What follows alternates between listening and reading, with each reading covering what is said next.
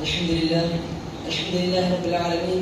Wassalatu wassalamu ala Rasulil Amin wa ala alihi wa sahbihi ajma'in. Amma ba'd.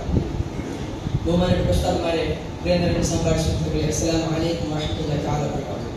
വഅലൈക്കും അസ്സലാം വറഹ്മത്തുള്ളാഹി വബറകാതുഹു. God's own country, ദൈവത്തിന്റെ സ്വന്തം നാട്ടിൽ ലോകം മുഴുവനും വാഴ്ത്തുന്ന നാടാണ് നമ്മുടെ ഈ കൊച്ചു കേരളം. ഇന്ന് നമ്മുടെ നാടിന് ആ വിശേഷം അതിന്റെ യഥാർത്ഥ ആശയങ്ങളോടെ അതിന്റെ ശരിക്കുള്ള അർത്ഥതലങ്ങളോടെ ഉൾക്കൊള്ളാനാണ്. ദൈവത്തിന്റെ സ്വന്തം നാടായ കേരളത്തിൽ ഇന്ന് മതവിദ്വേഷവും അതിന്റെ പേരിലുള്ള അടിയും അക്രമവും അധികരിക്കുകയല്ലേ. മതേതര ഇന്ത്യയിലെ ഏറ്റവും പ്രബുദ്ധരായ കേരള സമൂഹം ഇന്ന് അവരിലെ തന്നെ ഒരു വിഭാഗമായ മുസ്ലിം സമൂഹത്തെ അവരുടെ ഒരു കൂട്ടം ഭിന്നരും അപരിഷ്കൃതരും അക്രമികളുമായി ചിത്രീകരിക്കാൻ ശ്രമിക്കുന്നതിനെതിരാണ്. ബഹുമാനിയെ, നാം നമ്മുടെ നാടിന്റെ വലിയൊരു അപമാനമായി പറയുന്ന കാര്യമാണ് ഇവിടെ എല്ലാ മതക്കാരും പൂർണ്ണ സ്വാതന്ത്ര്യത്തോടെ കഴിയുന്നത്. സത്യത്തിൽ അങ്ങനെ നടക്കുന്നുണ്ടോ? നമുക്ക് ലഭിക്കേണ്ട മൗലികാവകാശങ്ങൾ അതിനെതിരെയുള്ള കാര്യങ്ങളിൽ ഭരണകർത്താക്കൾ ശരിയായി നമുക്ക് കൈകൊള്ളുന്നുണ്ടോ? ഇവിടെ മുസ്ലിങ്ങൾ മാറ്റി നിർത്തപ്പെടുന്നില്ലേ? അവരെ തരം താഴ്ത്തി കാണിക്കാനുള്ള ശ്രമങ്ങൾ വിപുലമാവുന്നില്ലേ? പൊതുവേദികളിലും ഇസ്ലാം മത പ്രസംഗങ്ങളും പ്രവാചകനെയും അരങ്ങേറുന്നില്ലേ?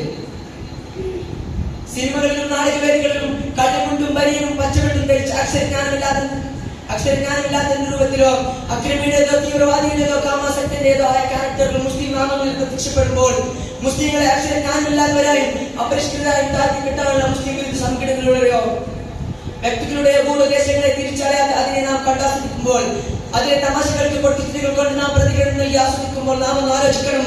ഇന്ന് ക്യാമ്പസുകളിലും കോളേജുകളിലും പഠിക്കുന്ന മുസ്ലിം വിദ്യാർത്ഥിനികൾ ഉടലെടുക്കുന്ന സ്വതന്ത്ര ചിന്തകൾക്ക്, മതനിഷേധ ചിന്തകൾക്ക്, ഇസ്ലാം 6-ാം നൂറ്റാണ്ടിലെ പരമ്പരാഗത സിദ്ധാന്തമാണ് നമ്മുടെ ചിന്തകൾക്ക് ഈ പറഞ്ഞ ചലച്ചിത്രങ്ങളും കൃതികളും ചെറുതല്ലാത്ത സ്വാധീനം ചെലുത്തുന്നത്. പർദ്ധനിപ്പിക്കൽ കൊണ്ടും മദ്യം നിരോധിക്കൽ കൊണ്ടും അന്യ സ്ത്രീ പുരുഷ കലർപ്പുകൾ നിരോധിക്കൽ കൊണ്ടും ഇവകളൊക്കെ വളരെ നോർമൽ ആണെന്നും തീർത്തും സ്വാഭാവികമാണെന്നും തോന്നിപ്പിക്കുന്ന രീതിയിലുള്ള സിനിമകളും ചാനൽ സീരീസുകളും കണ്ടുവരുന്ന പുതുതലമുറയിൽ, പ്രത്യേകിച്ച് മുസ്ലിം യുവതികളിൽ മാനുഷികവും മൗലികവുമായ അവകാശങ്ങളെ നിഷേധിക്കുന്ന ഒരു ചങ്ങല കൂട്ടിനാട്ടാണെന്ന ചിന്ത ഉടലെടുക്കുകയില്ലേ? മുസ്ലിങ്ങളെ പാർശ്വവൽക്കരിക്കുന്നതായ ഇത്തരം കൂടുതൽ നിലപാടുകളും നീതിനയങ്ങളും അവർ തുടരുകയാണെങ്കിൽ അവരോട് നമുക്ക് പറയാനുള്ളത്, ബ്രിട്ടീഷുകാർ പറ്റുമെന്ന് നമ്മുടെ നാടിനെ കുട്ടിച്ചോറാക്കിയപ്പോൾ, മലബാറിന്റെ കടലിലും കരയിലും ചതിയും ക്രൂരതയും കൊലയും കൊള്ളയും വഞ്ചനയും നടത്തിയപ്പോൾ മറ്റു പല വിഭാഗക്കാരും ചെയ്തതുപോലെ ബ്രിട്ടീഷുകാരുടെ ഇംഗിതങ്ങൾ കുഴങ്ങി സ്വന്തം സമ്പത്തും ശരീരവും സംരക്ഷിക്കാൻ അവരോട് ഓച്ചാനിച്ചിരുന്ന അവരുടെ സ്നേഹം പിടിച്ചു പറ്റാനല്ല മുസ്ലിങ്ങൾ ശ്രമിച്ചത്. മറിച്ച് സ്ഥാനമാനങ്ങളും സമ്പത്തും ശരീരവും ബലി നൽകി നാടിന്റെ അഭിമാനവും സ്വാതന്ത്ര്യവും കാത്തു സൂക്ഷിക്കാനാണ് ശ്രമിച്ചത്.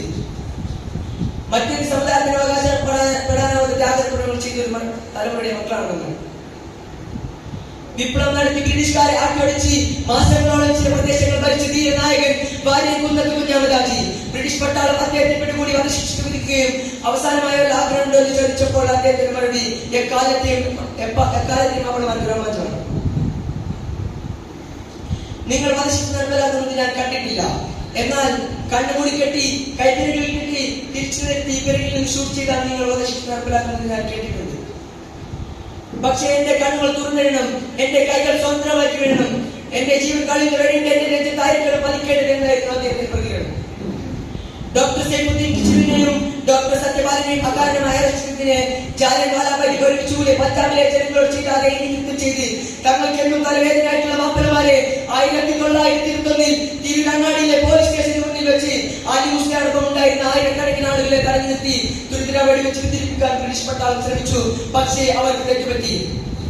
400 വർഷത്തെ മാപ്പിളമാരുടെ ശക്തി അവർ ചെറുതായി കണ്ടു. അവിടെ ജാലിയൻവാലാബാഗിൽ ഉണ്ടായതിന്റെ നേരിടുന്ന കാഴ്ചയാണ് ഉണ്ടായത്. കൺമുമ്പിൽ പലരും മരിച്ചു വീണെങ്കിലും ഒരൊറ്റ മാപ്പിള പോലും തിരിഞ്ഞൊടിയില്ല. മരിച്ച് വെടിവെച്ചുകൊണ്ടിരിക്കുന്ന ബ്രിട്ടീഷ് പട്ടാളത്തിന് നേരെ പാഞ്ഞെടുക്കുകയായിരുന്നു. അതിനുശേഷമുള്ള ചരിത്രമൊക്കെ സംഭവബോധമായിരുന്നു. ഇതൊക്കെ നമ്മൾ പഠിക്കുകയും വരും തലമുറക്ക് പറഞ്ഞു കൊടുക്കുകയും വേണം. ഈ നാടിന്റെ സ്വാതന്ത്ര്യത്തിലും വികസനത്തിലുമെല്ലാം നമ്മുടെ പങ്ക് അവർ മനസ്സിലാക്കണം. അല്ലാത്ത പക്ഷം ചരിത്രത്തിൽ ആളുകൾക്ക് വാരിത്തെത്തുന്ന ടിപ്പുവിനെയും വാരിക്കുന്നതിനെ പോലുള്ളവരെ മുസ്ലിങ്ങളും അല്ലാത്തവരുമായ ദേശാഭിമാനികളും ദേശസ്നേഹികളായ വ്യക്തികളെ രാജ്യദ്രോഹികളായും ഇവിടുത്തെ സമ്പത്ത് മുഴുവൻ ഊറ്റിക്കൊടിച്ച വാസ്കോഡഗമയെ പോലുള്ളവരെ മഹത്തായ വ്യവസായം സംഭാവന ചെയ്ത പ്രമുഖരായി ചിത്രീകരിക്കാൻ വരും തലമുറയുടെ അശ്രാന്ത പരിശ്രമത്തിന് ഫലമായി ഒരു പക്ഷേ വരും തലമുറയ്ക്ക് മുസ്ലിം സമൂഹത്തിന്റെ സംഭാവനയും സമർപ്പണങ്ങളും അറിയാതെ വരികയും നമ്മൾ ഇവിടെ കൂടിയേറി പറഞ്ഞവരാണോ അല്ലെങ്കിൽ പഴഞ്ചന്മത്തിൽ ജീവിക്കുന്ന രണ്ടാം കിടക്കാരാണെന്ന് തോന്നിപ്പിക്കുവാൻ ജനങ്ങൾക്കിടയിൽ വിദ്വേഷവും വൈരാഗ്യം ഉണ്ടാക്കാൻ ശ്രമിക്കുന്നവരുടെ കുതന്ത്രങ്ങൾ നമ്മളെ ഇവരെ സ്വാധീനിച്ചേക്കാം.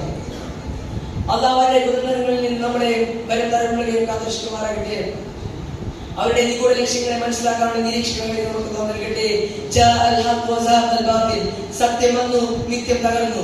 നിശ്ചയം നിത്യം തകരാനുള്ളതാണ്. ഇത്രയും ഞാൻ സമർപ്പിക്കുന്നു.